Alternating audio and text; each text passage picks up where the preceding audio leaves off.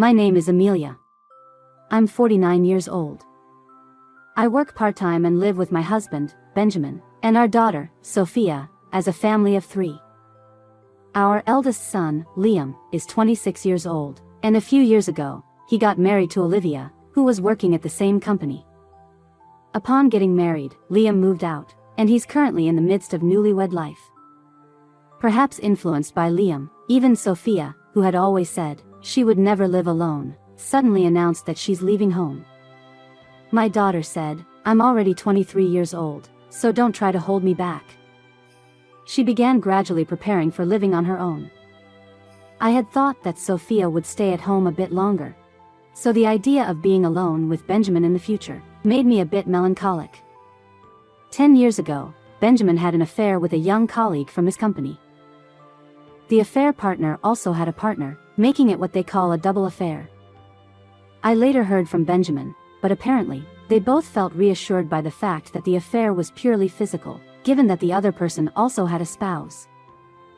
However, it seems the affair partner felt differently, and she ended up confessing to her spouse, saying, "I have feelings for someone else and want to get a divorce." Her husband became furious and demanded a large amount of compensation from Benjamin. Feeling at a loss, Benjamin felt that he couldn't hide it any longer, so he came to me and apologized. I was deeply surprised, and I felt emotions like anger and sadness, but Benjamin looked so pitiful, and I thought that even a century-long love could cool down. However, at that time, our children were still underage, so I didn't choose the option of divorce. 10 long years have passed since then, but I couldn't completely get rid of my distrust and disgust toward Benjamin. Because of that, I felt a bit anxious about living alone with him. But then again, we're both older. There's no need to worry about affairs anymore. I made up my mind and decided to forget about the affair, preparing to live alone with Benjamin. One day, I received a call from Liam, and he told me that he wasn't feeling well. The other day, Liam had mentioned to Olivia, "I want to go to the hospital." To which she responded, "If there's nothing seriously wrong, it's a waste of money. Can't you wait until the next health checkup?" But the next health checkup is 3 months away. Liam reluctantly agreed in the end, but this wasn't the first time something like this had happened. Previously, when Liam injured his foot and wanted to go to the hospital, she told him, "It's a waste of money to go to the hospital. Just leave it alone, and it'll heal on its own." She didn't give him any money for the treatment. I felt sorry for him after hearing this, so I gave him money to go to the hospital. Sophia said, "That's a weird wife." But I hadn't seen my son and his wife recently, and I thought I couldn't judge by the testimony from just one of them. Wasn't enough to judge the situation. I transferred the money to Liam for the medical fee and decided to wait and see. Then, one day, Liam came to visit me on a long weekend. Apparently, he came by himself because his wife went on a trip with her friend. Seeing him after a long time, Liam looked thin. Moreover, he was eating so much, as if he hadn't been eating anything at all. "This is delicious. More, please." He was devouring his food like a growing boy. "Mom, I need to talk to you." After finishing the meal, Liam began to talk with a solemn expression. "What's wrong?" "Well, you see. Recently, Olivia has been buying luxury items a lot. For about a year now, Liam has been giving all his salary to Olivia, and entrusted her with managing the household finances. However, recently, she had been buying only high-end branded items that she couldn't possibly afford to buy just with his salary, and he found it strange. Around that time, when Liam looked at the bankbook he had been saving money in since he was single, he found that the savings of around $30,000 he had accumulated before getting married had dwindled to less than $5,000. When Liam confronted Olivia about it, she replied, "But, you know, limited edition bags and things like that sell out quickly, so I just used a little." She didn't show any remorse and admitted to using Liam's savings. "Just a little. You've already spent over $20,000, and I've been saving it for emergencies or when we have kids. I'm really worried about our future." Seeing Liam, who had always been optimistic about everything, Looking so concerned about money, I figured that they'd been facing a serious problem. I felt that I needed to talk to Olivia, so I arranged to meet her sometime later. Just then, I received a call from Benjamin, and told me that Liam had collapsed. It's serious, Liam has collapsed. Olivia and I are with him in the ambulance. Amelia, please come quickly. I hung up the phone and hurried to the hospital. Since Liam couldn't find a job for a long time, my husband helped him to get a job at his company, and they've been working together. Therefore, when Liam collapsed at work, Benjamin and Olivia, who were at the workplace, accompanied him to the hospital. How is Liam? Is he okay? Oh, Amelia, you're making such a fuss. We're in a hospital, you know. Please lower your voice. In a fluster, I entered Liam's hospital room, and Olivia said that with a smirk on her face. Olivia. What's going on? I questioned Olivia, who didn't seem to be worried at all, without thinking, but, come on now, Amelia, you're overreacting. She just laughed and evaded the question. How could she be laughing when Liam has collapsed? Even Benjamin, who had sounded frantic on the phone, now seems calm, casually sipping canned coffee, and he doesn't seem to question Olivia's attitude in any way. As I thought that it was suspicious, I asked Benjamina and Olivia to leave the room, so that I could talk to Liam alone. Liam, are you alright? What happened? Thanks for coming, Mom. But I just fainted a bit. Just a bit. Maybe because I haven't been eating much lately. Haha. Liam answered with a smile, trying not to worry me. Since Liam seemed reluctant to discuss the situation further, I decided to ask about something that had been bothering me. Haven't you lost too much weight recently? I've been so worried. What kind of diet have you been following? Liam lowered his gaze and awkwardly replied, well, you see, Olivia doesn't cook at home. It turned out that Olivia had stopped cooking altogether at some point, and recently, she had even stopped doing household chores. She only gives him $100 a month, and he had to manage all his meals for the month with that. Mom. Where is Liam? While I was talking with Liam, Sophia arrived at the hospital, looking anxious like me. As soon as Sophia saw Liam's face, she raised her voice and asked, Liam, you've been saying you're not feeling well for a while, why didn't you go to the hospital? She confronted him with concern. As it turned out that Sophia had known that Liam wasn't feeling well long before I did. Every time she talked to him, Sophia would say, why don't you take some time off work? You should go to the hospital. However, Liam stubbornly refused to go to the hospital. I have to work. Olivia switched from being a full-time worker to a part-timer, so it's not the right time for me to go to the hospital. Even though I had met him recently and sensed he wasn't well, I never imagined it would lead to him collapsing, and I blamed myself for not noticing his condition sooner. Actually, the money you gave me for my medical expense, Olivia told me to save it and didn't let me use it. When Liam told me, both Sophia and I almost went crazy with anger. Later, when we talked to the attending physician, he told us that the cause of Liam's collapse was overwork, stress, and malnutrition. She had been depleting Liam's savings without his permission, refused to let him go to the hospital until he collapsed, and even took the money for medical bills I had given him. I couldn't believe how heartless she had been. I finally decided it was time to confront Olivia. Wait, Mom. I was thinking. As I was leaving the hospital room to look for Olivia, Sophia stopped me. Could it be that Olivia is having an affair or something? Huh? I thought I misheard it when Sophia suddenly said that. Well, you see, Olivia has been acting as if she doesn't care what happens to Liam. And recently, Liam had been saying that something was off with her even at work. It wasn't an entirely implausible theory. Moreover, according to Sophia, it was only in the past year that Olivia started controlling Liam's money, and stopped feeding him. It is even more recently that she stopped sending him to the hospital. Perhaps it was an action she took to be with her lover. Maybe Liam was in the way. Sophia and I decided to start by investigating the affair. I thought about asking Benjamin, who works at the same company, whether he had noticed anything suspicious about Olivia. Considering my own experience with Benjamin's affair, I figured that affair partners are often found in the workplace. "Hey, I need to talk to you." I found Benjamin in the hospital lobby, drinking coffee alone.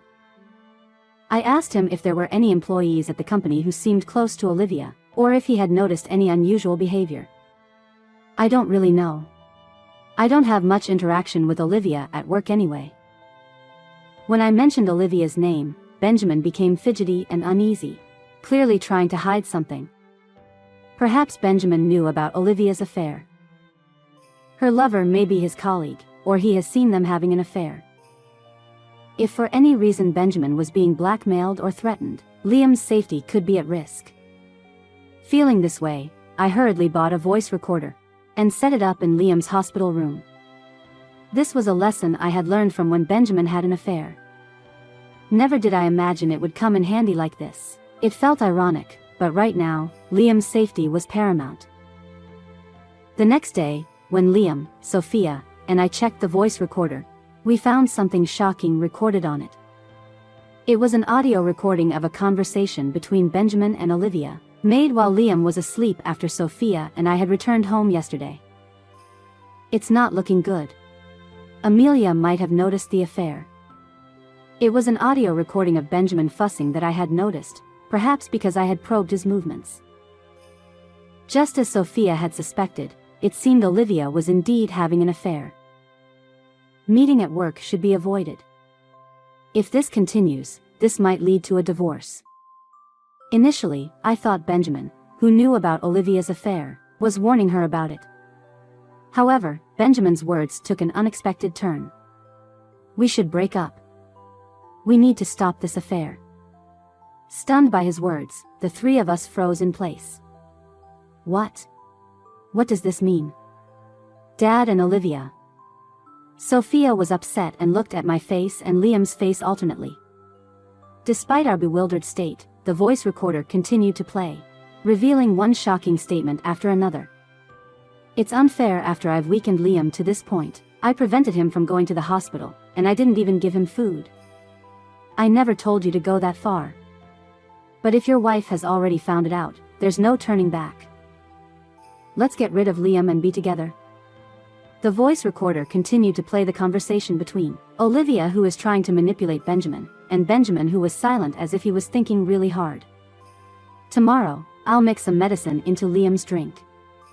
Once Liam is gone, everything will be resolved. If you don't want your wife to find out, don't say anything anymore." Upon hearing Olivia's horrifying plan, Sophia exclaimed loudly, "Liam is in danger. Mom, we need to call the police." Sophia's words hit me, and I consulted with the hospital staff. Then, they agreed to report the situation to the police. Liam seemed even more shocked by the content of the voice recorder than I was, and he remained in a state of shock. It was worth consulting the hospital staff, and the police seemed to act quickly. At that moment, Olivia, who had originally planned to visit Liam, appeared in his hospital room. And she was accompanied by Benjamin. As if the conversation recorded on the voice recorder yesterday never existed, they came into the hospital room in a good mood holding hands, and they looked very close. Yesterday, Benjamin had mentioned that he had work piled up due to leaving the office to be with Liam, and he didn't return home until late at night. He must have been with Olivia the whole time. I was getting angrier and angrier, wondering what he was doing while our son was in this condition. When I called out to Benjamin, who did not seem to notice me, my voice came out so low that I was surprised myself. "Benjamin." Startled by my voice, Benjamin quickly let go of Olivia's hand and stammered, What? Were you here already? Wasn't our appointment supposed to be in 1 hour?" He seemed extremely flustered. "What? Do you have a problem with me being here early?" I asked. "And no." He denied hesitantly. Watching silently, Olivia's expression seemed genuinely annoyed. Finally, the police has arrived in the hospital room. "What's going on? Who are these people?" Clearly not understanding the situation, Olivia initially seemed displeased, but her attitude changed when the police requested her cooperation. "Olivia, can we talk?" What? What have I done? Did Benjamin call you? Ha! It wasn't me. I cornered Olivia and Benjamin, who were confused and unable to understand the situation, so that they could not escape. Olivia, don't you have something to tell us? There's nothing. What is it with you two? There's nothing to talk about. I got straight to the point. You've been having an affair with my husband, and you were trying to get rid of Liam, weren't you? What are you talking about? That's not. Perhaps, she never thought that we knew her plan. She became flustered. Sophia quickly played the recording on the voice recorder loudly. See? Just give up already. After Sophia finished playing the recording, the police told Olivia to surrender, and she collapsed. Though we thought that she had finally given in, she suddenly clung to Liam, whom she had ignored until now. It's not true, Liam. Listen. Olivia. Why would you do something like this? I don't want a divorce. It was just a fling. I wanted the thrill of being involved with my husband's relatives, and I wanted the excitement of secret meetings at work. While tearfully pleading with Liam, Olivia started blurting out absurd things. As for Benjamin, he sat with his head in his hands, no longer trying to defend himself. You've had an affair with my dad and it is disgusting. There's no choice but divorce. No, I won't get divorced. Olivia, do you even realize what you've done? Even faced with such stern words, Olivia refused to back down, much to Sophia's exasperation. How can you think that he can stay married with someone who tried to get rid of him? Give up already. There's no choice but divorce. Sophia's words resonated deeply with Liam, who nodded in agreement. Then, Olivia proposed an outrageous condition. Fine. If you're really insisting on divorce, I'll demand alimony. I'm going to ask for $50,000 from both Liam and Benjamin. And if Liam dies, I'll collect the insurance money too. I was so dumbfounded that I could no longer speak, but since she had no clue, I decided to tell her clearly. Olivia. What now? I won't lower the amount. You're the one who'll be paying alimony. Huh? That's ridiculous. Women get alimony when they divorce. If you keep saying nonsense, I'll demand the compensation from you, too. Olivia, your mother-in-law is right. Let's go. We have evidence, after all. The police intervened to restrain Olivia, who seemed ready to pounce at any moment. No, that's not true. That's not. Liam, help me. Liam was no longer even looking properly at Olivia's face, as she cried and complained. Benjamin, please do something. We were in love, weren't we? Olivia turned to Benjamin for help this time, but he brushed her hand away. Enough already. He shouted in a voice unheard before, rejecting Olivia with a forceful tone. Why won't anyone help me? Olivia was taken away by the police just like that. Until now, Olivia, who had Liam and her lover Benjamin, was living a good life, doing whatever she wanted with Liam's money. However, she was put into a police car, and disappeared with a haggard face. Well, Dad, why don't you explain what had happened? After Olivia was gone, Sophia crossed her arms and confronted Benjamin. Have mercy on me. It was a moment of weakness. I never thought Liam would end up like this. Would you have an affair with your daughter-in-law just because you had a moment of weakness? And besides, it's not even the first time for you. Sophia, did you know? 10 years ago, when Benjamin first had an affair, I debated whether to tell the children, but they were still in junior high and high school, and they were going through a sensitive period, so I decided to keep the affair a secret. That's why I never told them about Benjamin's affairs. I kind of figured out myself. Both you and Mom were acting strangely. I noticed too. Even Liam had noticed. I was disappointed in myself, for not having been able to hide it from my kids. Don't be too hard on yourself, Mom. Dad is the one at fault. Benjamin couldn't say anything anymore. Just leave the house for a while. Please. All right. When you're ready to let me come back home, let me know. Benjamin, looking somehow diminished, with drooping shoulders, left the hospital room. 3 days later, Liam was able to leave the hospital safely. Olivia was arrested. Even so, neither Liam nor I were satisfied, so we hired a lawyer and demanded compensation from Olivia. Liam, of course, also filed for divorce. Olivia's mother sold off all the luxury items that Olivia had bought while they were married, and used the money, along with Olivia's savings, for compensation. Olivia apparently wailed, "They are my luxury items and my savings." Even at this point, Olivia's parents shouldered the remaining compensation that Olivia couldn't pay. Olivia's mother was in tears when Olivia did not stop speaking offensively, despite receiving so much help. I wonder where I went wrong in raising her. When my family and I heard this whole series of events from the lawyer, we were utterly amazed at how hopeless Olivia seemed. However, Olivia, who had been disowned by her parents due to this incident, was left with nowhere to turn. Since we don't know what Olivia is up to in the future, we also obtained a restraining order, so that she won't be able to come back to Liam after she is released from the prison. As for me, in the end, I had lost all trust in Benjamin, who had been unrepentantly unfaithful twice. The wounds that had started to heal over the past 10 years were now irreparably worsened by the most intense and awful situation, as an affair with our daughter-in-law. Not only that, but also because he didn't stop Olivia from trying to get rid of Liam. I realized I could no longer live with him, so I decided to get a divorce. Benjamin did try to resist, but perhaps realizing the weight of his own wrongdoings, he surprisingly agreed more readily than I had expected. Sophia promised to support Liam until his wounds healed, and put her plans for living alone on hold, and now I'm living happily with Sophia and Liam.